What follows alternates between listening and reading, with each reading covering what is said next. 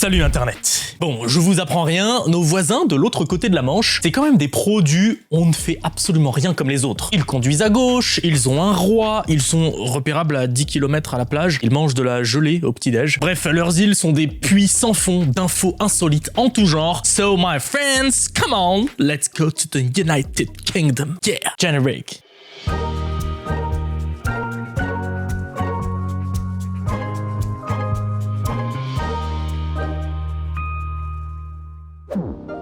Les Anglais sont complètement allumés. Et je parle pas qu'au sens figuré, ils sont littéralement allumés. Le 5 novembre de chaque année, depuis des siècles, ils organisent dans la ville d'Ottery une course de tonneaux enflammés. Ils y foutent du goudron, se mettent au beau milieu de la foule et se refourguent plusieurs barils en flammes avant de les balancer dans un feu de joie. Mais le pire, c'est qu'il existe une version enfant et même là, hors de question de ne pas...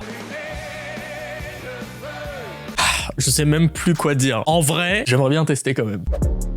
En faisant mes recherches, j'ai découvert une autre tradition hyper drôle, celle-là, à Wycombe, au nord-ouest de Londres. À chaque début et fin de mandat, le maire a le droit à un petit rite bien sympathique. Ce n'est pas du tout un tour de balançoire, c'est une pesée. Et comme vous pouvez le voir, en grande pompe la pesée. Et autant vous dire que si à la fin de son mandat il s'est un petit peu empâté, il est hué par la foule. C'est une vieille tradition qui date de 1678 et en gros ça permettait de vérifier que le maire ne mangeait pas aux frais du contribuable.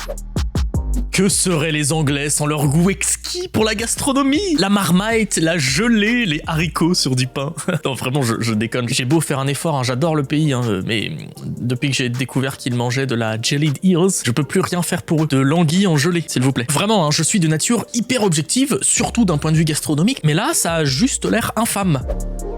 En 1949, l'horloge de Big Ben a été retardée de 5 minutes. Une nuée de Piaf s'est posée sur une aiguille et Londres avait 5 minutes de retard.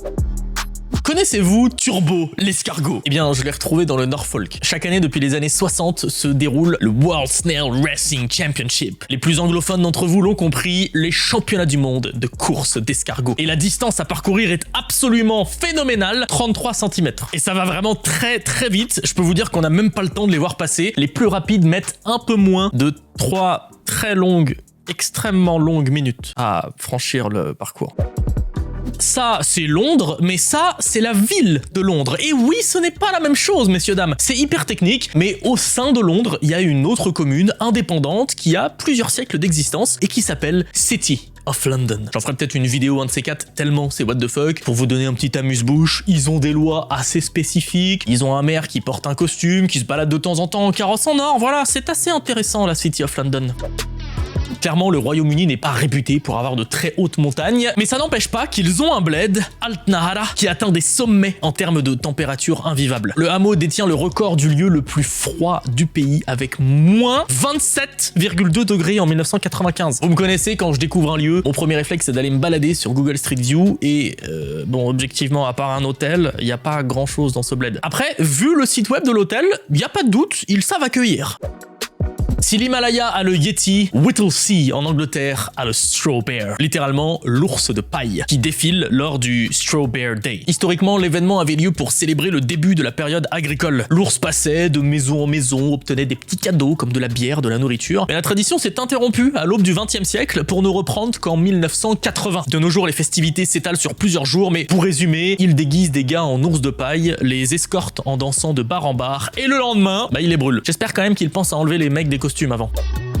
Direction Balmoral en Écosse. Certains d'entre vous ont sûrement eu vent de la superbe résidence royale qui s'y trouve et des parties de chasse d'Elisabeth II, mais il est possible que vous n'ayez pas connaissance de ceci. Ce sont des cairns. Vous savez, ces sortes de petits monticules de pierre qu'on voit pendant des balades en montagne et qui servent de balises. Mais là, attention, ce ne sont pas n'importe lesquels, ce sont des cairns royaux. C'est la reine Victoria au 19e siècle qui a fait construire les premiers. Chaque cairn symbolise un moment de la vie de sa famille. Il y a celui du mariage de son fils Léopold en 1882 ou celui de la reine Elisabeth pour son jubilé de 2012. Mais alors, le plus impressionnant de tous reste celui érigé après le décès du prince consort Albert, le mari de Victoria, une giga pyramide au fin fond de l'Écosse.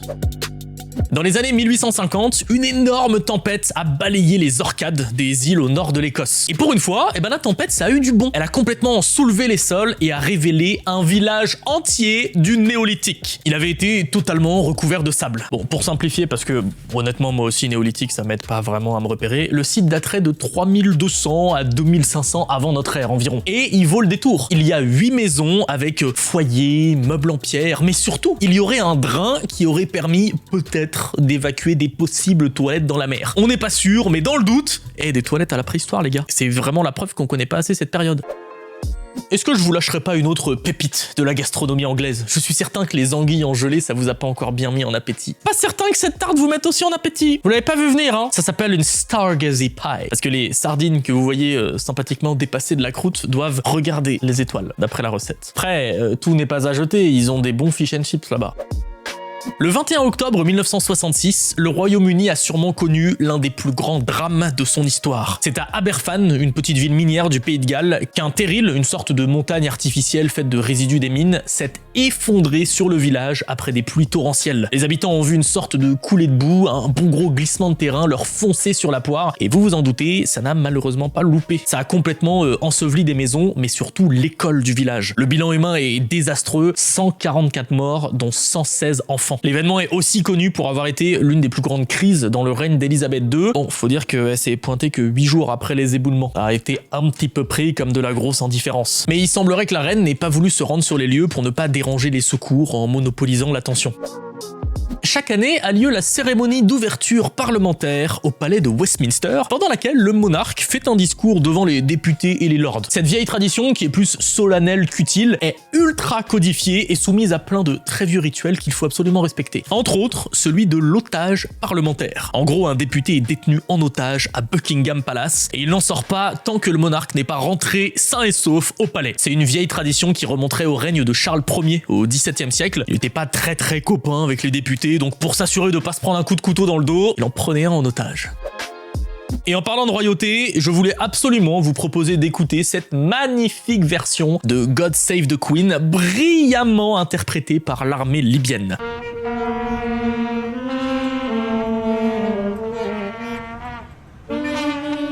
Ah, vraiment un pur chef-d'œuvre joué pendant une visite de notre regretté tougher et Prime Minister Boris Johnson, à l'époque où il était ministre des Affaires étrangères. C'est vraiment pas pour me moquer.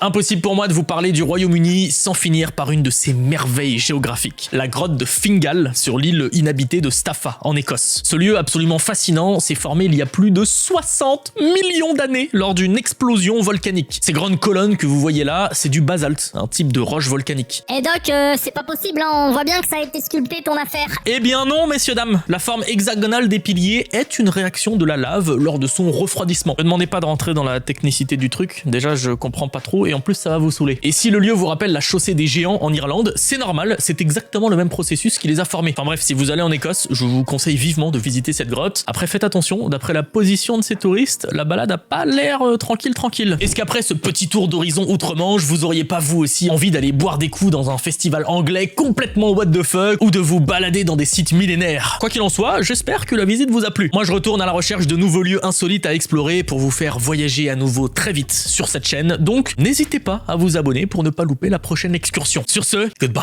Internet.